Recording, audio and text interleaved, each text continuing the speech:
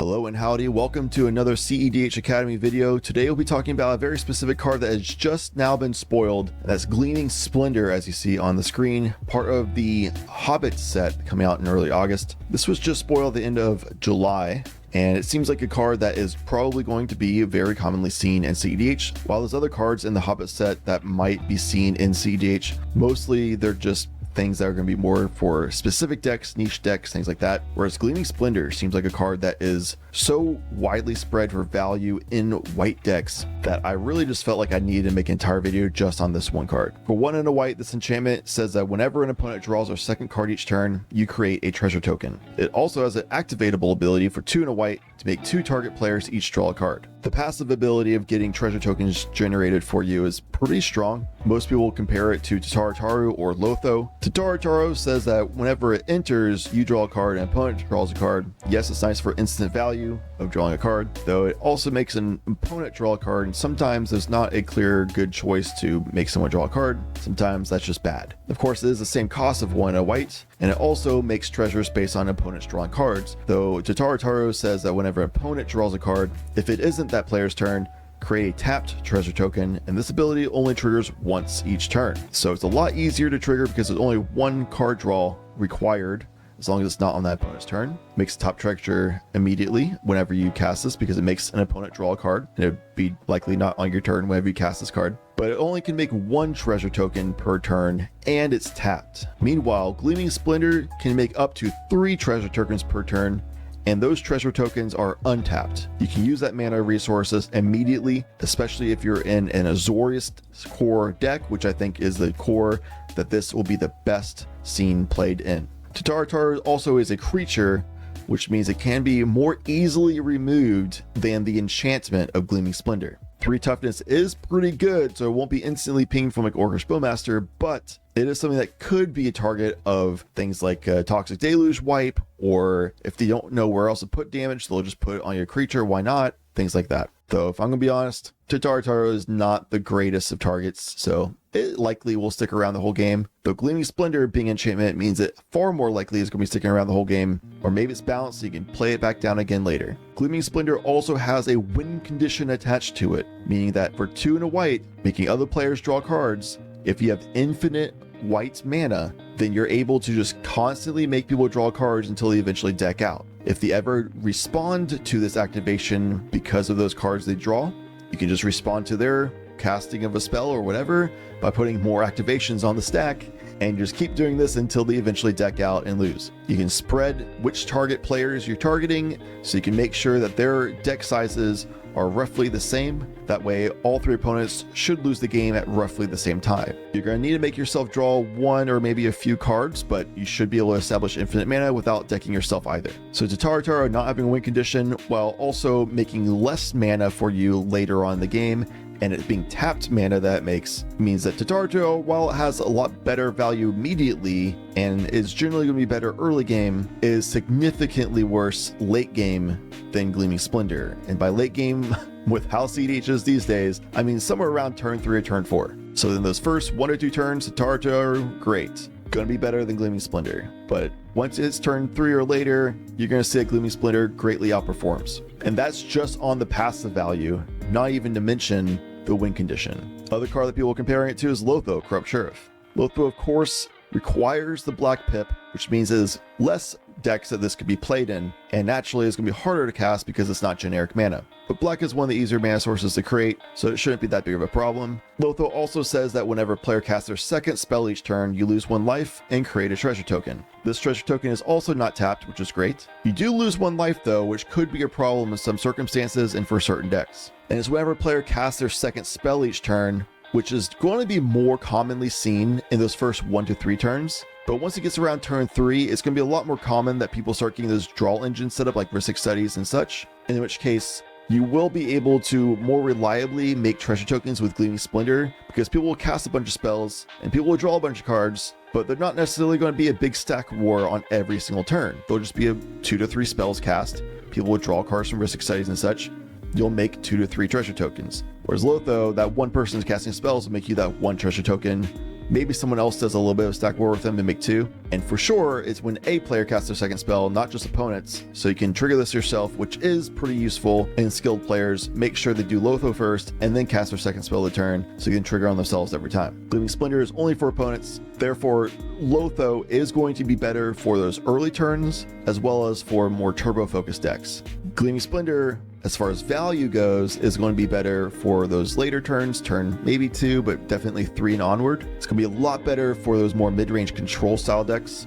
And again, win condition on the card is pretty huge. Lotho is also 1 toughness, so it is pingable by just an Orcish Bowmaster ATB or a gut shot or something like that. A lot easier to get rid of. A lot of people generally do get rid of a Lotho because making mana is a problem. Gleaming Splendor, even though it does make mana, because it's not early mana, people generally will not be countering this. People don't ever counter like a Rissik at all, so why would they counter this? It's also better suited in more mid-range control decks, therefore you probably have some way of backing yourself up if needed. It's also a 2 mana, so it's not going to be mental misstepped. It's not a blue spell, so it won't be Pyroblasted or anything like that. People won't want to waste their Force of Will or anything of that sort on this. It's not instant sorcery, so it's likely going to get resolved. It's likely going to stick around for most of the game, if not all of it. So switching over to Mox Phillip, compile a bunch of cards I want to talk about in relevance to Gleaming Splendor. Shoutouts Heibai for being an awesome Wooburg bear to house all of these cards, but irrelevant for Gleaming Splendor. Talking about the ways of making infinite mana, Azorius, it typically is going to be Hullbreaker Horror loops. Hullbreaker Horror comes down,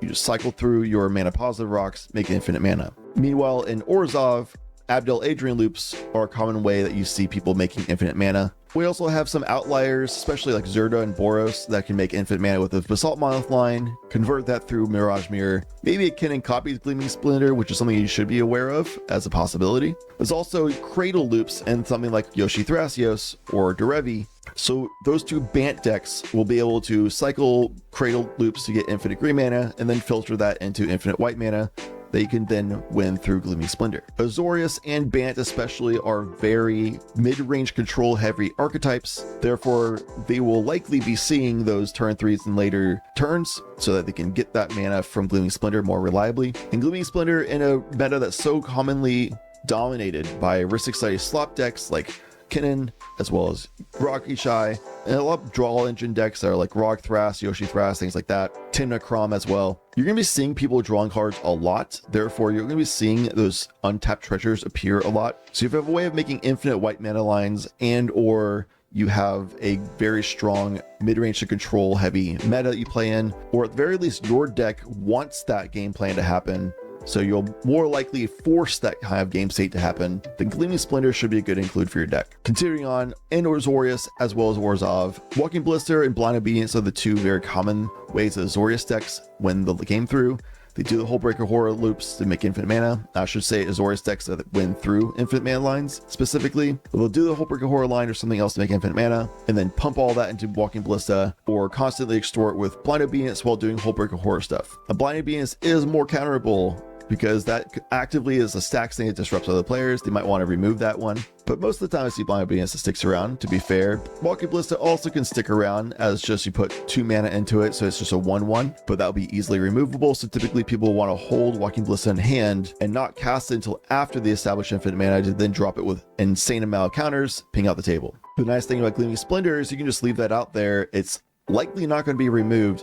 People won't really fight over it until you start establishing infinite mana. At that point, they'll want to remove it because otherwise it's kind of considered a minor value engine. Meanwhile, Walking Ballista early definitely get removed. Orcish Bowmasters also is something that opponents will want to remove or copy and replace with or something like that. So Abdel Adrian lines infinitely flickering Orcish Bowmasters for pinging out the table, definitely a viable strategy. However, it is risky because people again, we'll want to get rid of Orcish Bowmasters. Fairy Mastermind's here because you can do a lot of infinite mana lines to cycle through Fairy Mastermind. This also triggers off the second draw that other players do. So it's a very similar way of getting value. You get a card draw from Fairy Mastermind while Gleaming Splendor gives you a treasure token. And everyone knows that Fairy Mastermind triggers somewhat commonly. It's considered a minor value engine. Gleaming Splendor would be about the same. The flash speed is nice, but again, it's a 1 toughness creature, a little bit easier to get rid of. And the winning condition of pumping infinite mana through making every player draw cards gets a little bit dicey. You can definitely do certain endurance loops or something like that to be able to make it more safe. Skilled players will be able to explain this and execute it very well. But the complexity of that win condition gets a little stressful or exhausting, especially in a tournament environment. You're on the clock. Your opponents aren't really understanding that it's a deterministic win. You might get to a forced draw. They're not conceding because they want to see it play out because they think there's a way to play around it, etc. Whereas with Gleaming Splendor, you can just explain, I have infinite mana, and I will infinitely put anything you put on the stack under more activations. Therefore, it's impossible for you to respond. And they'll be like, oh, okay, so you'll never deck yourself out, and you'll always be able to respond to everything we do. You say yes. They say, okay, we concede. A lot simpler, a lot cleaner, a lot better for your mental endurance going through tournaments. You get the idea. You don't need the extra cards like Endurance to make that work. You can just have Infinite Mana and Gleaming Splendor. So these Azorius decks that have basically just Walking Ballista and Blind Obedience as win conditions for the Infinite Mana lines get another win condition that they can just draw into. Lack of tutors in general, because generally you want a tutor for value pieces early on if you use like Enlightened Tutor or Idyllic Tutor or something. This just makes it more likely that you'll be able to naturally draw into your win condition piece, because you went from 2 to 3 options to win with. In Orzhov, if you're doing Abdel Adrian loops, it goes from Orcish Bowmasters or Walking Ballista, and now you have a third one as well. The biggest beneficiaries of this is going to be Azorius decks specifically. King T'Challa is a new one, draws a tons of cards, does a lot of control stuff. We all know this, it does super well. Well, maybe not all of us know this, it is fairly new to be fair, but it is very successfully doing a lot of control and drawing a lot of cards and doing the thing. But closing out the game is a little bit hard. Same can be said for Plagon. Same can be kind of said for Heliod and Shorkai. Tameshi is also here too. But drawing a bunch of cards, controlling the board, that is the Azorius special. Closing out the game, a little tough. So having another closer that is also a value piece, huge for the likelihood rate of an Azorius deck actually closing out the game. Tameshi doesn't really do infinite lines, but it is still a minor value piece, so Tameshi players might be interested in it. Also for Orzhov, we basically only had Lotho, so that's the only Orzhov person I have listed, and we already kind of talked about it. So here he is, right beside Taru. Moving on to Bant, we have Yoshimaru Thrasios and Derevi. Kind of touched on it earlier. Yoshimaru Thrasios, their infinite line at instant speed is basically Fairy Mastermind loops, and Derevi is kind of the same as well. So providing an instant speed loop that is doable in a very clean way when it's like not your turn or something is pretty huge. Yoshi Thrasios players are kind of thinking maybe we won't run it because it's not a creature, which is pretty fair, but still general value for making mana throughout the game and as an instant speed win line, especially when the whole identity of your deck is making mana infinitely and then trying to win through there. It just makes sense to have this card in your deck, in my opinion. Also in Mardu, Dargo Timna is definitely the premier Mardu deck right now, and probably won't care about this for a win line because they just do Dargo loop things instead, Goblin Bombardment, stuff like that. But these Mardu decks I have here listed could see more significant success because of this new piece in Gleaming Splendor. Jessica Timna generally wants to make infinite mana anyway, so having a win line that just wins through making infinite mana, pretty awesome. Celeste and Kalia, sometimes I see do Abdel Adrian loops, not always. So the players that do run Abdel Adrian probably will want to run Gleaming Splendor in the deck as well, just to have it more likelihood of finding a way of outputting that infinite mana, especially if they didn't find Orcish Bowmasters or something like that. Of course, Mardu players that are more turbo focused probably won't really care about Gleaming Splendor because the value from Gleaming Splendor will not be a whole lot in those first 1 to 2 turns. It's going to be starting around turn 3, start reliably gaining some value, and especially turn 4 and later, you'll start finding a lot more value. So turbo focused decks, even in Mardu, might not really care, even as a value piece. But if you do infinite mana lines as a primary way of winning the game, and or you already run Abdel Adrian loops in part of your deck, it's one of those like kind of might as well run this extra card. So we'll see if it shows up there. But we'll see it a lot more prevalently in the meta as well. Not just the Azorius decks finding more relevance, these Bant decks finding more success through having this card in the list, but also Esper decks. Malcolm Timna, as well as Hashaton, Ishtola, Zur, Tivit. Esper is so good at generating a lot of card draw, a lot of control both on board control from the black and the white, as well as stack interaction control with the blue and the white. All the card draw from the blue, all the value engines from blue and white. Having another value engine that especially works well in that turn 3 onward, where your decks naturally would want to be anyway, as well as Esper doing a lot of times this Hullbreaker Horror loop line. I think this would bolster their general game plans really well to find more success. Obviously, they have the Thoracle win lines that are really common, and Tivit has a time sev, but there's really nothing wrong with just having another big win condition in your deck, especially since the general value plays along with your general game plan. Marneus Calgar I'm mentioning separately from the other Esper decks. It will benefit in just the same way the other Esper decks do, but even more so than the other Esper decks, because anytime a token enters the battlefield under your control with Marneus Calgar out,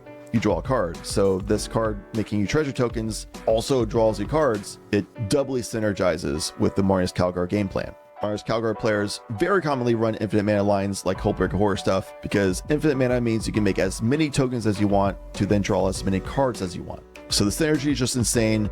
I think this new card, Gleaming Splendor, is going to be a staple in Marneus Calgar. I think it's going to be a staple in basically every Esper deck. It's probably going to be a staple in every Azorius deck, probably a staple in Lotho, likely a staple, or at least a high likelihood of seeing it in Bant decks. Martyr decks, if they're on the more slow, mid-range, grindy game plans, especially if they run Abdel Adrian loops. We'll also likely see it in Silesian decks, especially Brigid. Brigid, literally the whole deck identity is making infinite mana. That's what it does, and then it has infinite mana win lines from there. So that's just another way of making general value and an infinite mana outlet. Some Selvala players run the Ashaya, Kyrian Ranger type infinite mana lines. So the Selvala players that do run that will likely want to run this. Even the Selvala players that don't run this infinite mana line, they might still want to run it just for a general value, because they do make other players draw cards, which means that you are likely going to make those extra treasures very commonly. Zerda is an infinite mana line deck, so likely we'll want to see this as well. Sammy and Winota don't really do infinite line stuff, but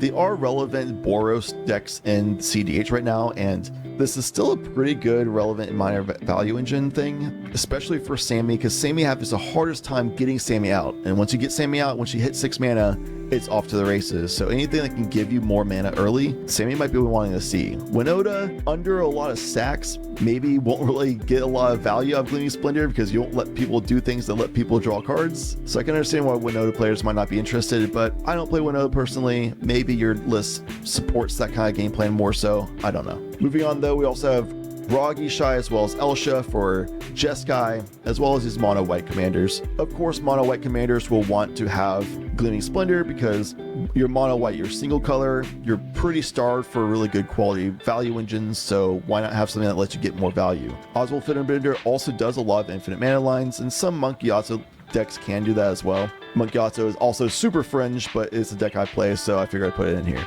Most relevantly would be Oswald Fiddlebender and kind of Heliod. Heliod does infinite ping lines for Walking Ballista, but not necessarily infinite mana lines that much, but Fiddlebender does, so I think these two decks could probably find value with it. Monkey Yatsu as well. Ragi Shai is one of those premier Ristic slop decks, just like NBC Kennen, but Kennen doesn't have white in the identity, Ragi Shai does. So Ragi Shai players I've already seen talking about how they want to implement this new card. It is a card that works with their game plans. It is another win line outlet. Elsha also making a bunch of infinite lines.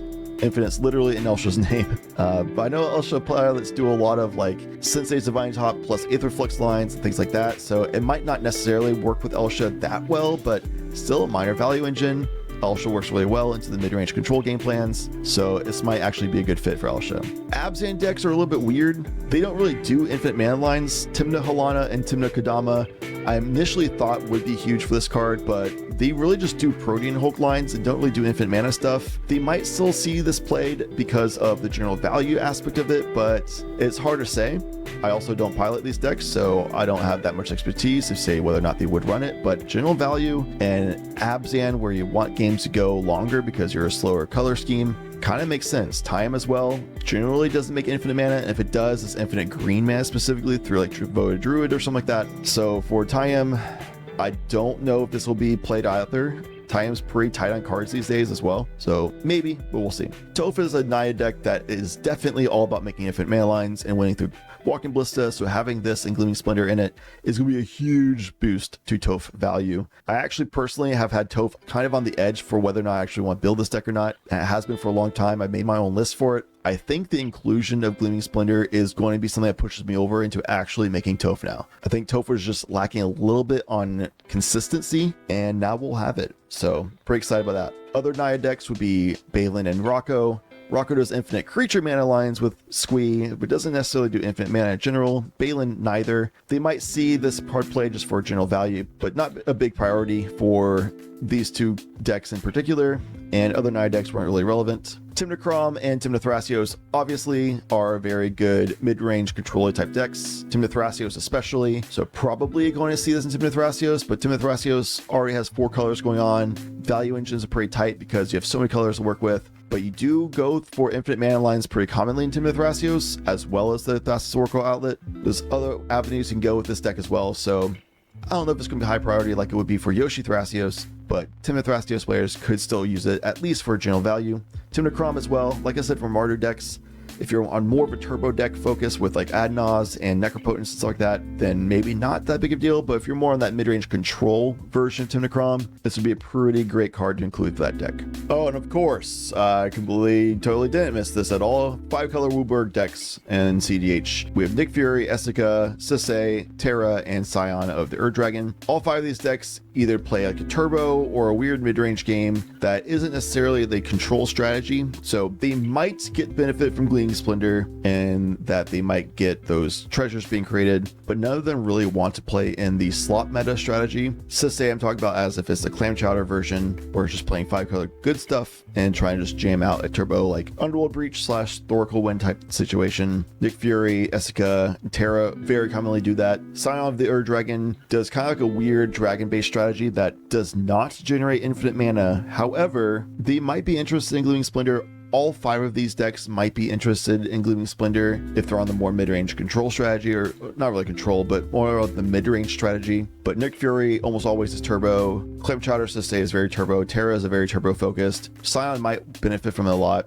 Essica might benefit from it a lot. I don't know how turbo Essica players are these days, but I think they're more mid-range. Sisay as a traditional, more like legends-based Sisay, which I've seen have more success recently, especially because of Shang-Chi being released, might also benefit from Gleaming Splendor because it does make mana, it does make treasures, and what Sisay needs is Wooburg activations. So the fact that it makes treasures, which does crack for 1 of Wooburg, it's pretty valuable. But I think the most likely out of these 5 that would see Gleaming Splendor would be Scion of the Ur-Dragon. None of these do infinite mana lines, but just for the general value piece, it might go in Scion, maybe. It might go in Legend Sisay, maybe. If Essica is more on the mid-range, maybe. But Terra is more turbo, Nick's turbo, Clam Chowder Sisay is more turbo. I don't think they care about that grindy out Gleaming Splendor value over the long-term stuff. Other options would be Wandering Minstrel, Ashling the Limitless, and Najila. None of these 3 really care much about it because Najila does infinite combats, not infinite mana. Ashling does this really weird, unique elemental strategy, which does not really care much about that grindy situation. Wandering Minstrel is always a lands-based strategy, so it doesn't really care about the Gleaming Splendor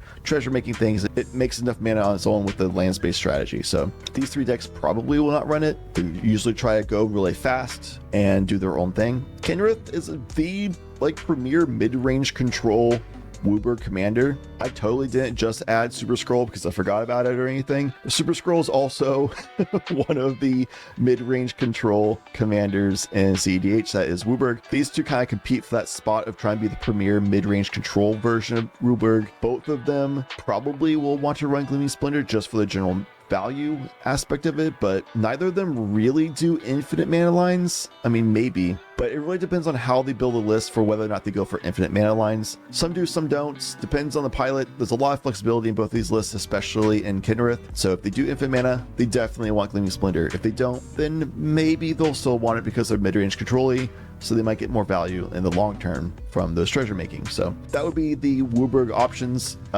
Most likely I'd see it in Kenrith, Super Scroll, and Scion of the Ur-Dragon. Maybe Legends Sisay, but probably not. But anyway, want to include these Wooburg options as well. So that's all I have for Gleaming Splendor. I want to give the breakdown for what is the card even and what decks you'll likely see it in, what decks would really benefit a lot from it. So Azorius decks, Bant decks, Toph, Esper decks especially. Those will be the big ones that will benefit from Gleaming Splendor entering cEDH. All other decks that have white in them probably will be using Gleaming Splendor if they are more of a mid-range control style. This card is very strong, very good, likely will stick around, and you'll likely see it very commonly. If you have any other thoughts for Gleaming Splendor, like what decks you might see it in, or whether or not it's as good as I think it's going to be, then feel free to let me know in the comments. I would love to see your response about that and your insights. Otherwise, please leave a like, subscribe, hit the bell, all that kind of stuff. And as always, thanks for watching. I appreciate you.